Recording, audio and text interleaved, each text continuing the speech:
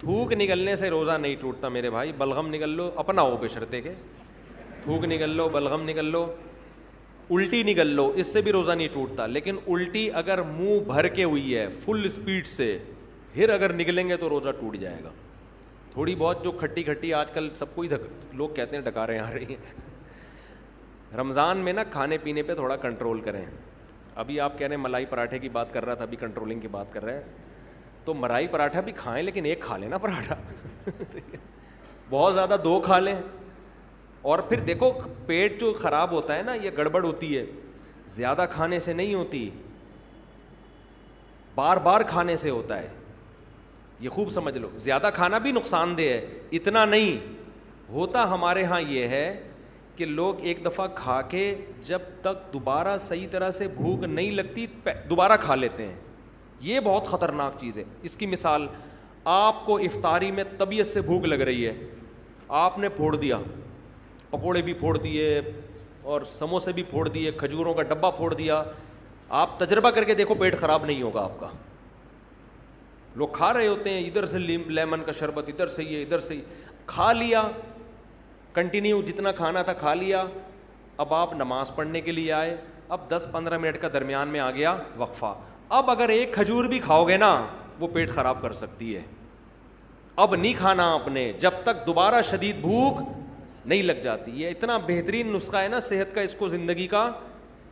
میں یہ نہیں کہہ رہا کہ افطاری میں پھوڑ دو, آپ تباہ و برباد کر دو. میں بتا رہا ہوں کہ پھر بھی نسبتاً بہتر ہے. اس سے اتنا نقصان, زیادہ کھانے سے بہت زیادہ نقصان نہیں ہوتا. بے وقت کھانے سے, بغیر بھوک کے کھانے سے زیادہ نقصان ہوتا ہے. سمجھ رہے ہیں؟ ہمارے ہاں لوگ رمضان میں ان کا وزن بھی بڑھ رہا ہے کم ہونے کے بجائے, بیمار بھی ہو رہے ہیں. وجہ کیا ہے؟ افطاری میں کھانے پینے کے بعد نماز پڑھ کے آئیں گے, اب بھوک کم ہو چکی ہوتی ہے, معدے نے اپنے ورک شروع کر دیے, اب آ کے دوبارہ کھا رہے ہیں. پھر وہ دیکھ رہے ہیں وہ میز کے نیچے سے پلیٹ کھینچی, 2 پکوڑے رہ گئے تھے, چلو یار. فریج میں جا کے دیکھا, یار وہ دہی بڑے تو رہ ہی گئے تھے, چارنے والے وہاں سے لے لیے, اور پھر وہاں سے کھجور کے ڈبے میں ہاتھ مارا. اب یہ جو جگالی کر رہے ہو نا آپ بکریوں کی طرح, بکری کا کام ہے سارا دن کھاتی رہے گی, مینگنیاں بنا کے نکالتی رہے گی. انسان میں مینگنیاں نہیں ہوتی بھائی. ٹھیک ہے نا, انسان کا ایک پراپر ٹائم ہوتا ہے, اسی حساب سے چلتا ہے انسان. تو اب آپ سارا دن جگالی, اب کیا کرنا ہے آپ نے؟ افطاری میں پھوڑ پھاڑ دیا تو اس کے بعد اب نہیں کھاؤ. اب اگر شدید بھوک لگتی ہے تراویح کے بعد آپ کھا لیں. لیکن میں نے تجربہ یہ کیا کہ تراویح کے بعد بھی اگر صحیح طرح پیٹ بھر کے کھا لو تو پھر سحری میں نہیں کھایا جاتا. تو بہتر یہ ہے کہ تراویح کے بعد بھی نہ کھائیں. اب سخت بھوک لگ رہی ہے تو تھوڑا سا کھا لیں. سمجھ رہے ہیں؟ کتنا کھا لیں؟ تھوڑا سا, تاکہ سحری میں پھر تمیز سے کھائیں آپ.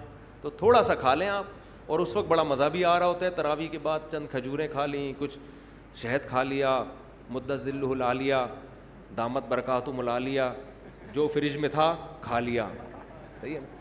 پھر جب آپ نے تھوڑا 2-4 نوالے لے لیے, جن کو چائے کی عادت ہے انہوں نے چائے پی لی, پھر آپ کو سحری میں ملائی پراٹھے کھاتے ہوئے مزہ آئے گا, اور وہ ہضم بھی ہوگا, وہ نقصان بھی نہیں دے گا. تو لوگ میرا پراٹھے اور ملائی والا بیان سن رہے ہوتے ہیں, یہ پوری ترتیب نہیں سن رہے ہوتے. یہ ایسے ہی ہے جیسے 4 شادیوں کا بیان تو سن لیا, حقوق اور عدل کا بیان آپ نے نہیں سنا.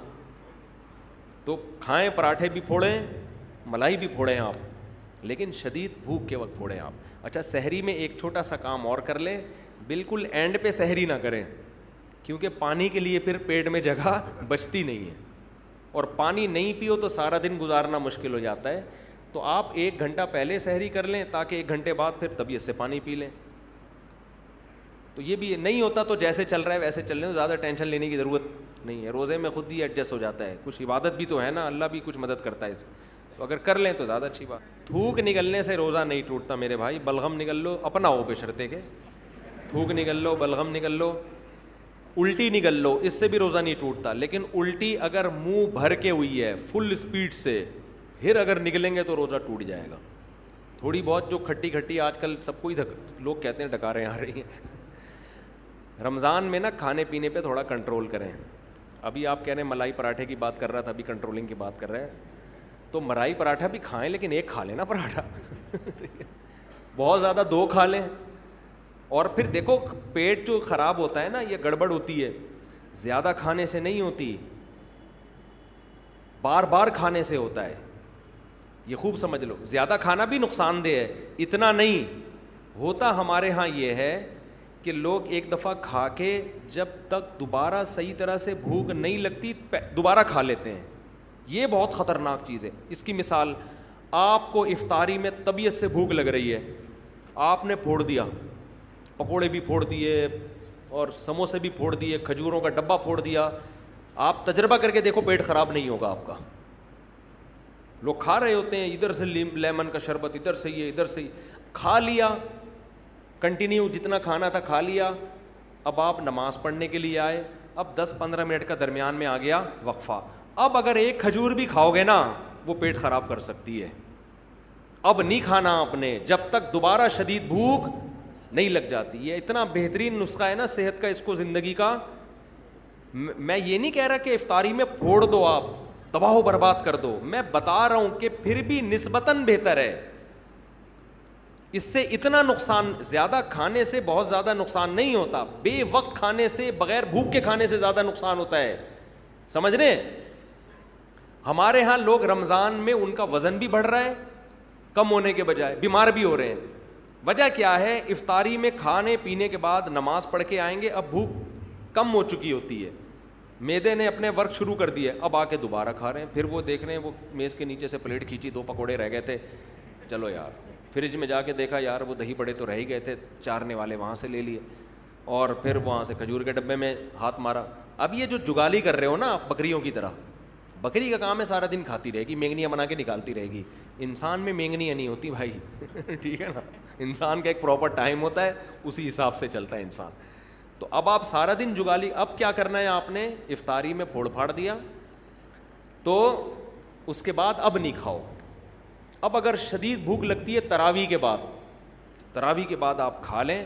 لیکن میں نے تجربہ یہ کیا کہ تراویح کے بعد بھی اگر صحیح طرح پیٹ بھر کے کھا لو تو پھر سحری میں نہیں کھایا جاتا. تو بہتر یہ ہے کہ تراویح کے بعد بھی نہ کھائیں. اب سخت بھوک لگ رہی ہے تو تھوڑا سا کھا لیں. سمجھ رہے ہیں؟ کتنا کھا لیں؟ تھوڑا سا, تاکہ سحری میں پھر تمیز سے کھائیں آپ.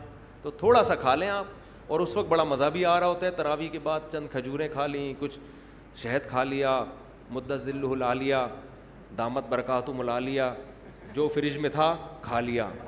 صحیح ہے نا؟ پھر جب آپ نے تھوڑا 2-4 نوالے لے لیے, جن کو چائے کی عادت ہے انہوں نے چائے پی لی, پھر آپ کو سحری میں ملائی پراٹھے کھاتے ہوئے مزہ آئے گا, اور وہ ہضم بھی ہوگا, وہ نقصان بھی نہیں دے گا. تو لوگ میرا پراٹھے اور ملائی والا بیان سن رہے ہوتے ہیں, یہ پوری ترتیب نہیں سن رہے ہوتے. یہ ایسے ہی ہے جیسے 4 شادیوں کا بیان تو سن لیا, حقوق اور عدل کا بیان آپ نے نہیں سنا. تو کھائیں, پراٹھے بھی پھوڑیں, ملائی بھی پھوڑیں آپ, لیکن شدید بھوک کے وقت پھوڑیں آپ.